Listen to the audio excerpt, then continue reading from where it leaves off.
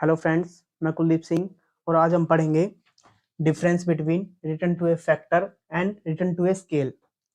First difference है factor.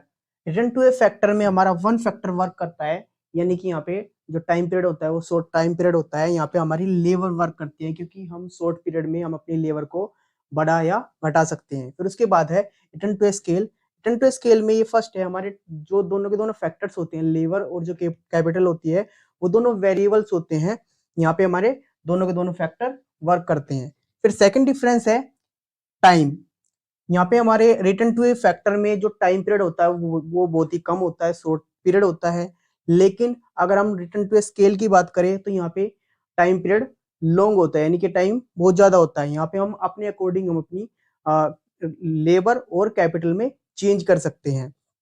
फिर उसके बाद है तीसरा डिफरेंस फैक्टर रेशो। अगर फैक्टर रेशो की बात करें तो रिटर्न टू ए फैक्टर में हमारा वेरिएबल होता है, जो फैक्टर रेशो होता है वो होता है हमारा वेरिएबल, यानी कि जो हमारी लेबर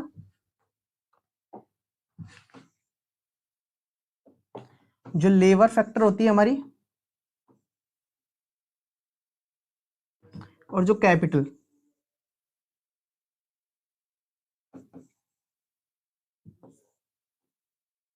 यहाँ पे हम रिटर्न टू ए फैक्टर में, यानी कि यहाँ पे शॉर्ट पीरियड था हमारा, वन फैक्टर हमारा वेरिएबल था, यानी कि हम किस में चेंज कर सकते हैं, सिर्फ और सिर्फ लेबर में, यानी कि यहाँ पे हम चेंज कर सकते हैं, चेंजेबल है, इसीलिए हम इसको क्या कहते हैं, वेरिएबल। अगर हम नेक्स्ट की बात करें, रिटर्न टू स्केल की बात करें, तो यहाँ पे फिक्स्ड होता है।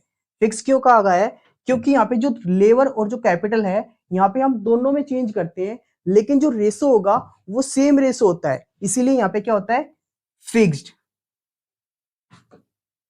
फिर उसके बाद है fourth difference scale of production. Scale of production में क्या होता है कि यहाँ पे हम चेंज नहीं कर सकते, नो चेंज। नो चेंज क्यों होता है कि जैसे अगर आप देखोगे कि जो एक जैसे कि एक एग्जांपल से समझते हैं इसको, कि एक एग्जांपल लेते हैं कि जैसे कि हम 1 एकड़ में 4 मजदूर लगाते हैं और वहां पे रिक्वायरमेंट है 5 की। तो अगर जैसे जैसे हम धीरे धीरे इंक्रीज करते हैं मजदूरों को, वहां पे हम 5 मजदूर लगा देते हैं, लेकिन फिर अगर उसके बाद अगर हम जो अपनी लेबर है यानी कि जो मजदूर है, अगर हम उनको इंक्रीज करते हैं तो जो हमारा प्रोडक्शन है वो प्रोडक्शन हमारा इंक्रीज नहीं होगा। तो यहाँ पे इसीलिए क्या है कि नो चेंजेबल है, यानी कि, या फिर इसको हम एक और एग्जांपल से समझ सकते हैं। जैसे कि एक हमारा प्लांट है, प्लांट की कैपेसिटी है हमारी, जितनी कैपेसिटी है सिर्फ और सिर्फ हम उसमें उतना ही प्रोडक्शन कर सकते हैं, इसीलिए यहाँ पे क्या है, नो चेंज।